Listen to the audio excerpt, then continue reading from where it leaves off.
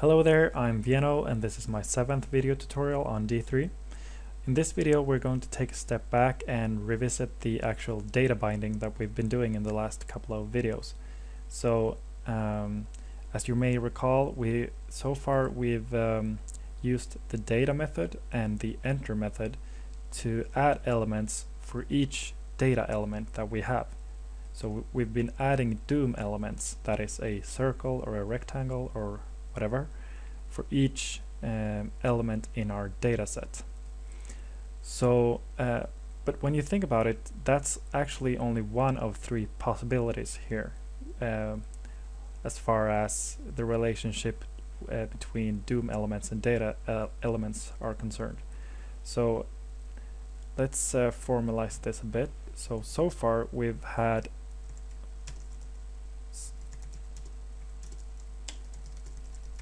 fewer DOM elements than data elements. So since we've been selecting something that does not exist, we end up with an empty selection, but we've had some data. So that is one of the possibilities. And the other possibility is that we have more DOM elements than data elements.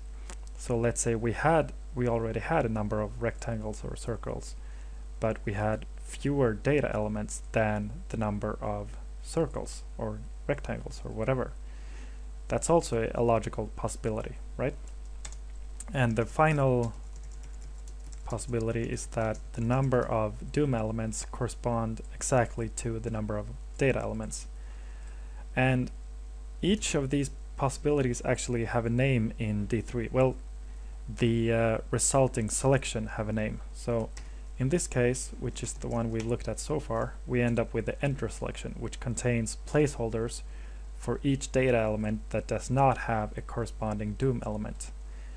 The opposite possibility, where we have more DOM elements than data elements, is called the exit selection, and this selection contains each DOM element that does not have a corresponding data element. So we just switch around the relationships here. And the final possibility is, contains the update selection, and in this case we have a number of DOM elements and we have the exact same number of data elements. So let's take a look at what these actually mean. Let's start by creating a canvas. So D3 select body and append SVG and give it some attributes: a width 500, a height 500, and we need some data. Let's create data variable, and we can just pop in 10 there for now. So far we've been using the enter selection, right? So what we've been doing is this circle, bar circle or something like that, and we've been selecting everything of something that does not exist.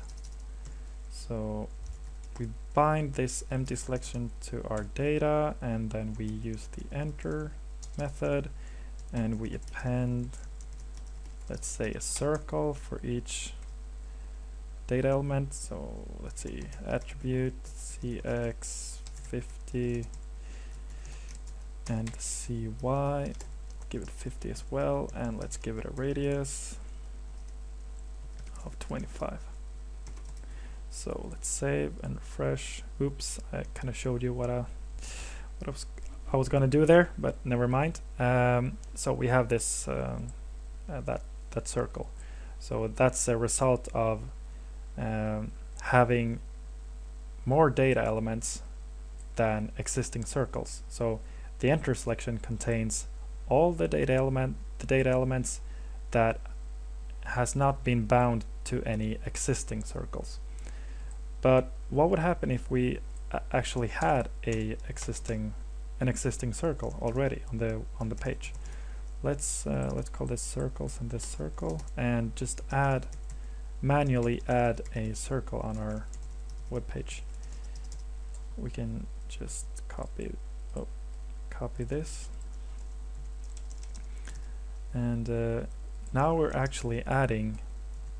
We're adding a circle manually. This is not based on data. What happens if we refresh now? You can see that we only have one circle still, even though we added a new circle here. And why is that? Well, that's because since we already have a circle on our web page, when we bind our data to this selection is no longer empty. This selection contains all the circles on our web page, which in this case is 1. So this data is bound to an existing circle, which means that there are no placeholders for data elements that have no corresponding DOM elements, since that is what the enter selection does, right?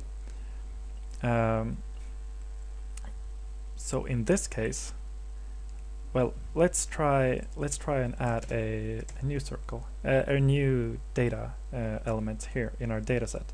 Let's refresh the web page, and you can see now we actually get 2 circles. The first one is this that we add manually, and the second one is this one. So what's going on here is that we have a circle already, and we bind that circle to our data. But since we have more data elements than DOM elements, we only have one circle.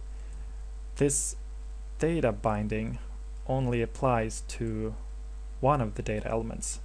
The other one, this one, 20, ends up in the enter selection, which contains placeholders for all the data elements that do not have corresponding DOM elements. So we could actually give these a fill to see the difference. So the enter selection will be green, and here we can give all the data elements, all the data elements that have been successfully bound to existing DOM elements. And this is called the update selection, when you already have DOM elements in this select all selection. So let's give this the color red, and save, and you can see that they are different colors now. So the red one represents the update selection, this one here. You can see that it's further down the page than the enter selection. The enter selection is represented by the green circle, this one right here. So if we had the exact same number of circles or DOM elements on the page as we have data elements, let's say, well, let's call this circle 1 and this circle 2, and let's give them some space, and let's save and refresh. We can see that both are red, since they both belong to the update selection, and the enter selection once again is empty, since there are no data elements that has not been successfully bound to existing DOM elements. Yeah, so let's take a look at the final possibility, or the third type of selection, which is the exit selection. So let's see here, we have blah blah blah blah. So as you may remember, the update selection comes into play when we have fewer data elements than DOM elements, or put it another way, when we have more DOM elements than data. So in this case, let's try something like this. as you probably can understand by now, what's going on so far is that we're binding all the DOM elements. Wait, how can I put this? We are binding our data to our selection here, and our selection here contains two existing DOM elements, these two circles, but we only have one data element. So if we do something to this, let's give it a fill green, fill green, and save. You can see that it only applies to one of the circles, as expected. But how do we target this other circle? As you can see, in this case, we have a circle for which there are no corresponding data. The enter selection works the other way when we have more data than DOM elements. In this case, we can actually use the exit method, which returns the exit selection. And let's do something with the exit selection. Let's give it the color blue. Save and refresh, and you can see that the second circle turned blue since it belongs to the exit selection. Now this is all a bit messy and confusing, I know, in the beginning, but it's actually quite simple. As we discussed in the beginning of this video, we have three options. We have the option where the number of data elements correspond exactly to the number of DOM elements, and where we can have more data elements than DOM elements and more DOM elements than data elements. And we have three different selections to target these alternatives.